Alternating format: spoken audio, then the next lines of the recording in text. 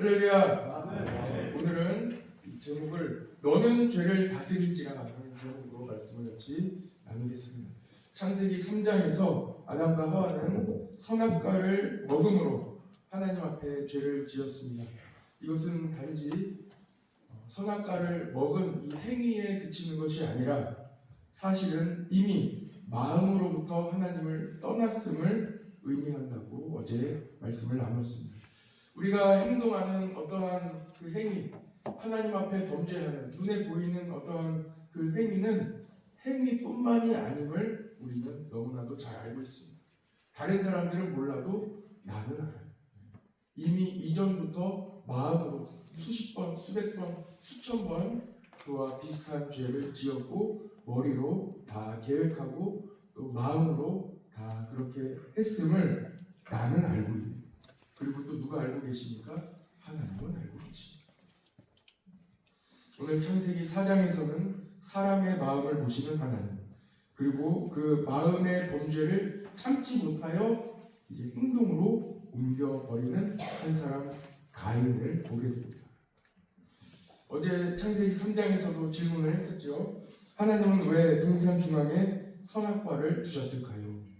그것은 어디를 가든지 동산 중앙에 있는 이 선악과 나무를 계속 보면서 하나님을 기억함과 동시에 하나님께서 아무리 가깝게 다가오셔도 하나님과 우리가 아무리 가까운 사이가 될지라도 하나님과 우리와의 그 선, 창조주 하나님과 피조 우린 사람과의 그 선은 넘지 말아야 한다는 것을 말씀드렸습니다.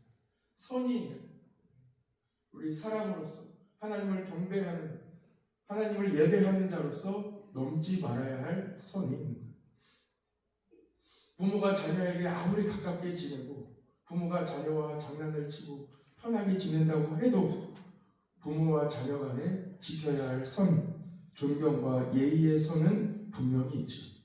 부부 간에도 서로 존중해야 할 선이 있습니다.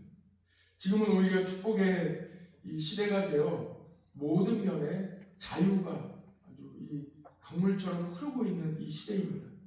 그래서 지켜야 할 선이 때로는 이 물이 지나가다가 툭이 툭 넘어가듯이 이 자유 가운데에서도 그 서로 지켜야 할 선이 툭 무너져 버리는 것을 볼 때가 있습니다. 부모와 자녀, 교사와 학생, 정치인과 국민, 기업가와 노동자 모두가 다 각자가 지켜야 할 선이 있는 거예요. 상대방을 향하여 존중해야 할 선이 있습니다. 이 선이 무너질 때 우리 사회는 안전이 보장받지 못하게 됩니다. 아무리 자유롭다 할지라도 선을 지킬 때 안전이 보장됩니다.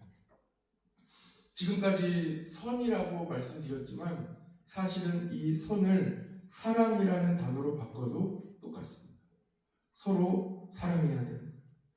사랑의 다른 말은 배려와 존중 그리고 희생입니다. 구체적인 사랑의 행위로 말씀드린다면 존중과 배려 그리고 희생입니다. 하나님께서는 예수 그리스도를 우리에게 보내주시기까지 우리를 사랑하셨습니다. 다른 말로 구체적으로 조금 더 말씀드리자면 우리를 존중해 주셨습니다. 오늘 이 범죄한 가운데 있는 가인을 향해서도 하나님은 존중해 주십니다. 배려해 주십니다. 그리고 희생해 주십니다. 하나님의 원칙이 있고 하나님의 뜻이 있으시지만 그것을 다 배려해 주십니다. 우리를 위하여 희생해 주시는 하나님을 오늘 창세기 4장에서도 우리는 만나게 됩니다. 창세기 4장에서 우리는 하나님의 사랑을 볼 수 있습니다. 하나님께서는 인간을 향한, 사람을 향한 선을 지켜주십니다. 사람은 그 선을 넘어가요. 그러나 하나님은 그 선을 지켜주십니다. 오늘 창세기 4장의 이야기는 이렇습니다. 아담과 하와가 에덴 동산에서 쫓겨나지요. 그래서 자녀를 낳았습니다. 첫째는 가인이고 둘째는 아벨입니다. 가인은 농사 짓는 사람이었고 아벨은 목축업, 양치는 사람이었습니다. 오랜 세월이 지난 후에 가인과 아벨이 각자가 지은 이 소산물로 하나님께 제사를 드립니다. 가인은 농부였으므로 농사 지은 그 소산물로, 땅의 소산물로 하나님께 드렸고, 아벨은 양치기였으니까 양의 첫 새끼를 잡아 그 기름과 피로 하나님께 드렸습니다. 그리고 하나님께서는 아벨의 제사는 받으셨는데 가인의 제사는 받지 않으십니다. 이것으로 인하여 가인의 안색이 변하는 거예요. 왜 내 제사는 받지 않으시냐 하는 이 질문이에요. 가인이 생각하는, 왜 내 제사는 받지 않으시냐. 그리고 이어서 하나님께서 가인에게 바로 이렇게 말씀하십니다. 가인아, 너가 이렇게 화내고 분하여 함은 어찌 됐느냐? 왜 너의 안색이 이렇게 변하느냐? 하고 하나님이 말씀하십니다. 적절치 않다는 거예요. 내가 선을 행하고 내가 잘했다면 어찌 이 낯을 들지 못하겠느냐? 너가 선을 행하지 아니하면 죄가 문 앞에 엎드려 있느니라. 하나님께서 죄를 다스리라고 가인에게 말씀하십니다.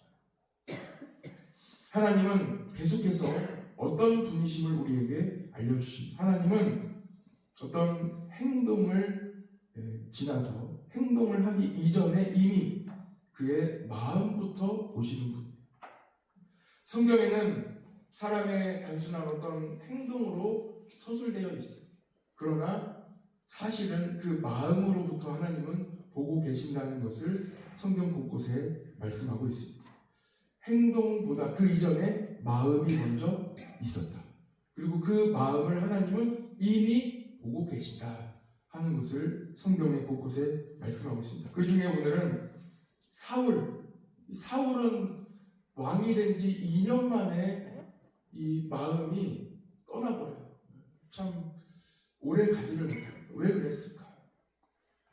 사무엘상 12장 13장에서는 사울이 40세의 왕이 돼요. 그리고 사무엘에게 왕으로 기름 부음을 받거든요. 그런데 그때 하나님께서 이스라엘 백성들에게 말씀하십니다. 그런데 그 이스라엘 백성 중에는 누구도 포함되어 있어요? 사울도 포함되어 있어요. 참 대조적. 하나님께서 이렇게 말씀해 주시는데 꼭 바로 이어지는 몇 절 후에는 사울이 그와 전혀 상반되는 행동을 함으로 하나님께 이 마음이 떠났음을 분명히 말씀하고 있습니다. 사무엘상 12장 20절에 보면 하나님께서 이스라엘 백성들에게, 사울을 포함한 이스라엘 백성들에게 이렇게 말씀하십니다. 사무엘이 백성에게 이르되 두려워하지 말라. 어떤 일이 있어도 두려워하지 말라. 과연 이 모든 악을 너희가 행하였으나 여호와를 따르는 데에서 돌아서지 말고 오직 너희의 마음을 다하여 여호와를 섬기라. 어떤 일이 있어, 어떤 두려워할 만한 일이 있을지라도 두려워하지 마라. 하나님을 섬겨라. 하나님을 믿고 의지해라 하고 하나님께서 말씀을 전해주셨어요. 그런데 그로부터 2년 후에 이스라엘이 블레셋과의 전쟁을 치르거든요. 그런데 그때 이스라엘 백성들의 군인은 3,000명에 불과했습니다. 그런데 블레셋 군인은 병거가 3만, 병거만 3만, 그리고 마병이 6,000이에요. 그리고 그 뒤에 이어지는 병사들, 수많은 전투 병사들은 숫자를 셀 수 없고 모래알과 같이 많았다. 이렇게 기록하고 있습니다. 이 사울이 얼마나 불안했겠어요. 그런데 그 바로 전 장에 하나님 말씀하셨잖아요. 뭐라고 하셨어요? 두려워하지 마라. 우리는 눈에 보이는 것으로 보고 두려워하는 천군 천사 만왕의 왕 하나님이 내 뒤에 계신데 두려워하는 거예요. 사울이 어떻게 합니까?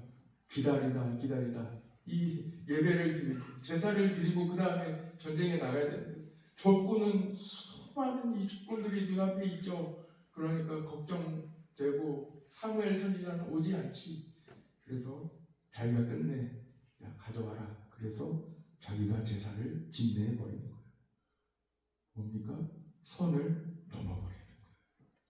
불안으로 인하여 선을 넘는 거예요. 사울이 선을 넘어 제사를 진내한 것도 물론 문제입니다. 그러나 그것보다 더 큰 문제는 무엇이겠습니까? 하나님의 마음을 더 아프게 한 것은 하나님을 의지하지 않고 하나님을 신뢰하지 않고 눈에 보이는 블레셋 군사들. 자기에게 속한 군사는 몇 명이에요? 딸랑 3천. 눈에 보이는 블레셋 군사는 몇 명이에요? 병거가 3만. 지금으로 말하면 탱크가 3만 대가 앞에 있는 거예요. 마병이 6천. 지금으로 말하면 장갑차가 6천 대가 앞에 있는 거예요. 셀 수 없는 병사들과 특전대, 이 모든 병사들이 앞에 모래알과 같이 셀 수 없는 군사들이 있을 때 겁을 먹게 되는 것입니다. 그런데 하나님은 우리에게 어떻게 말씀하십니까? 두려워하지 말라. 눈에 보이는 것으로, 귀에 들리는 것으로 두려워하지 말라는 거예요. 같이 해봅시다. 두려워하지 말자. 우리는 왜 두려워하지 말아야 됩니까? 하나님이 함께 하시기 때문입니다. 하나님이 나와 함께 하시기 때문에 두려워하지 말라. 여러분, 눈앞에 어떤 어려움이 있을지라도 겁내지 마시기 바랍니다. 여호수아 1장 9절에 하나님께서 이렇게 말씀해 주셨습니다. 내가 내게 명령한 것이 아니냐. 강하고 담대하라. 두려워하지 말며 놀라지 말라. 내가 어디로 가든지 내 하나님 여호와가 너와 함께 하느니라. 같이 해봅시다. 하나님이 나와 함께 하십니다. 그래서 우리는 두려워하지 않는 것. 자, 여기서 문제입니다. 하나님은 왜 아벨의 제사는 받으시고 가인의 제사는 받지 않으셨을까요? 우리는 먼저 늘 요 며칠째 계속 창세기 말씀을 나누면서 이야기 드렸듯이 우리는 먼저 하나님의 권위를 인정해야 합니다. 하나님께서는 창조주이심을 인정해야 합니다. 우리와는 다른 존재. 우리가 한낱 피조물에 불과한데 하나님을 다 이해한다는 것이 불가능합니다. 이해해도 안 되겠죠. 불가능해요. 무리해서 이해하려 하는 이 시도가 오히려 어떻게 됩니까? 교만으로 이어집니다. 선을 넘어져요. 우리는 언제나 하나님을 알되 겸손해야 합니다. 하나님을 향한 그 선을 넘지 않도록 여러분 조심하시기 바랍니다. 하나님께서는 드디어 신약에 이르러 히브리서 11장에서 이 답을 주셨어요. 왜 하나님께서 받지 않으셨는지. 그동안 수천 년의 세월을 지나며 이 하나님께서는 알려주지 않으셨어요. 그러나 신약에서 그 답을 알려주십니다. 히브리서 11장 4절에서 믿음으로 아벨은 가인보다 더 나은 제사를 하나님께 드림으로 의로운 자라 하시는 증거를 얻었으니 하나님이 그 예물에 대하여 증언하시니라. 그가 죽었으나 그 믿음으로써 지금도 말합니다. 그 핵심이 어디에 있다는 거예요? 믿음에 있다. 믿음. 우리가 두려워하지 말아야 할 것도 어디에 있습니까? 믿음에 있어. 하나님이 나와 함께 하신다. 믿음입니다. 믿음의 예배, 믿음의 기도, 믿음의 예물, 믿음으로 사는 삶, 하나님께서 받으시는 여러분의 믿음의 삶이 되시기를 축복합니다. 그러면 오늘은 가인의 입장에서 한번 생각해 보려고 합니다. 우리는 언제 선을 넘고 언제 죄를 짓게 되는가? 언제 우리는 이 멈춤 없이 멈춰야 되는데 하나님께서 지금 죄가 너 문 밖에 서서 기다리니까 지금 멈춰라. 죄를 다스려라.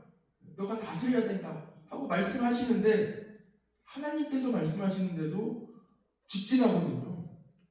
멈추지를 못하거든요. 죄를 향하여 질주하는 거예요. 오늘 창세기 4장의 이 가인을 통해 우리는 알게 됩니다.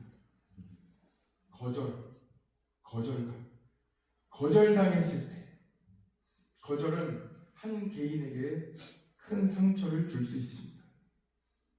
그리고 그것이 죄를 향하여 달려가는 고속도로 통행권을 주는 것 같이 완전히 앞으로 막 달려가게 되는 거예요.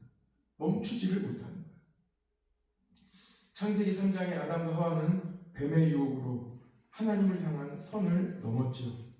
창세기 4장에서는 이 가인이 이 거절감으로 인하여 죄를 향한 걸음을 멈추지 못하고 질주하게 됩니다. 폭발합니다.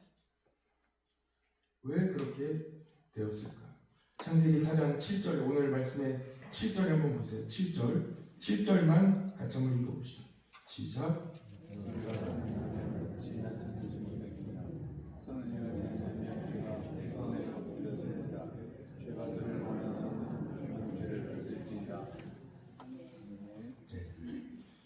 할렐루야. 죄가 문 앞에 있으니까 죄가 너를 원하나 너는 죄를 다스릴지라 하고 이렇게 말씀하는 거예요. 여러분 생각해 보십시오. 이 거절감은 늘 우리가 경험할 수 있어요. 쉽게 경험할 수 있어요. 실패 가운데에서도 나만 왜 안 될까? 질병 가운데에서도 왜 나만 질병이 있을까 하는 이런 어려움, 가정을 향한, 내 삶을 향한 다양한 이 거절감을 경험할 때가 있어요. 그리고 나를 향한 이 나는 그렇지 않다 하는 이 마음도 이 거절감을 갖게 하는 하나의 요인이기도 합니다. 제가 이제 대학교 때 한 과목을 들었어요. 몇 명 이제 많지 않은 이제 학생들이 듣는 이 과목인데 그때 소논문을 한 20장 이내로 써서 내는 건데 그때 저는 이제 글도 쓰고 뭐 하니까 어느 정도 나 정도면 이제 결과가 나오면 내가 쓴 나 정도면 A는 받겠지 했는데 B가 나요. 인정할 수 있어요, 없어요? 없잖아요. 그러니까 이 마지막 이 학점 조정 기간이 있어요. 그래서 그때 교수님께 연락을 드려서 뭐라고 연락을 드렸겠어요? 저는 B가 아니라 A 같은데요. 하고 이제 연락을 드렸어요. 그랬더니 돌아오는 교수님의 대답은 뭡니까? 너는 B라는 거예요. 누가 봐도 B라는 거예요. 그런데 저는 내가 볼 때는 A인 거예요. 뭐가 맞아요? 교수님은 다 학생들 놓고 공정하게 판단을 하셔서 저에게 B를 주신 거예요. 그런데 내가 볼 때는 왜 내가 A냐 이렇게 생각합니다. 참 저에게는 굉장히 좋은 경험이었어요. 너무나도 좋은 경험이었어요. 이 점수로 이 거절감을 따질 수는 없겠지만 살아가다 보면 불합격할 때도 있고 또 잘 안 될 때도 있어요. 그러나 그때 내가 볼 때는 내가 합격일 것 같고 내가 볼 때는 내가 분명히 들어가야 될 것 같고 잘 될 것 같지만 또 그렇지 않을 수 있다. 이거를 잘 받아들일 수 있어요. 거기서 더 이상 넘어가지 않고 더 이상 질주하지 않고 멈출 수 있어야 돼요. 오늘 창세기 이 4장에서는 그것을 말씀하고 있어요. 내가 생각했을 때는 왜 안 받아주시냐 하고 생각할 수 있지만 하나님은 거룩하신 분인데 마음으로부터 드리지 않는 이 예물을 어떻게 받으시냐는 거예요. 믿음이 없는 이 제사를 예배를 어떻게 받으신다? 받으실 수 없는 하나님은 하나님의 일을 하시는 거예요. 그리고 그런 거절감을 경험하고 잘 되지 않았을 때는 속히 다시 돌아서서 더 깊이 들어가 평생에 더 우리가 성장하고 발전하고 하나님을 더 알아갈 수 있는 좋은 기회가 될 수 있다. 여러분 마귀의 이 일이 오늘 또 나오고 있는 거예요. 죄가 문 앞에 엎드려 있느냐 7절에 말씀하고 있죠. 죄가 뭡니까? 누가 문 앞에 엎드려 있는 거예요? 죄가 엎드려 있는데 그 누구예요? 그 존재가 누굽니까? 마귀예요. 마귀. 뱀의 모양으로 아담과 하와에게 나왔던 그가 똑같이 문 앞에 엎드려 있는 거예요. 데려가려고 유혹하려고 그 앞에 있는 거예요. 마귀가 죄의 모양을 하고 거절감이라는 옷을 입고 가인을 유혹합니다. 거절감이다. 내가 그럴 리가 있느냐 이거예요. 왜 나만 거절당해야 되느냐. 여러분 생각해 보십시오. 우리는 잘 생각해 봐요. 하나님은 맞지 않는 제사를 받지 않으시는 거예요. 당연한 거예요. 하나님이시기 때문이에요. 하나님은 선하신데 어떻게 그 마음이 담겨있지 않은, 선하지 않는 그 제사를 받으실 수 있겠어요? 받지 않으실 만하니까 받지 않으셨겠죠. 오죽하면 안 받으시겠습니까? 웬만하면 받으시는 분인데. 하나님께서 가인의 제사를 거절하셨습니다. 잘 들어보십시오. 가인의 제사를 거절하셨지 가인을 거절하신 게 아니에요. 여기서 넘어지는 거예요. 다 여기서 넘어지는 거예요. 행위나 행동, 마음은 평가받고 판단받을 수 있어요. 그러나 그 사람 존재 자체에 대하여 하나님이 버리신 것이 아닙니다. 거절하신 것이 아닙니다. 그러나 사탄은 어떻게 이야기하는 거예요? 그 문 앞에서 기다리면서 너 존재 자체가 거절당했다고 이야기하는 거예요. 거짓말이죠. 그리고 사탄이 준 그 거절감으로 인하여 이기지 못하고 살인까지 저질러 버렸습니다. 그런데 이어지는 이 말씀을 보십시오.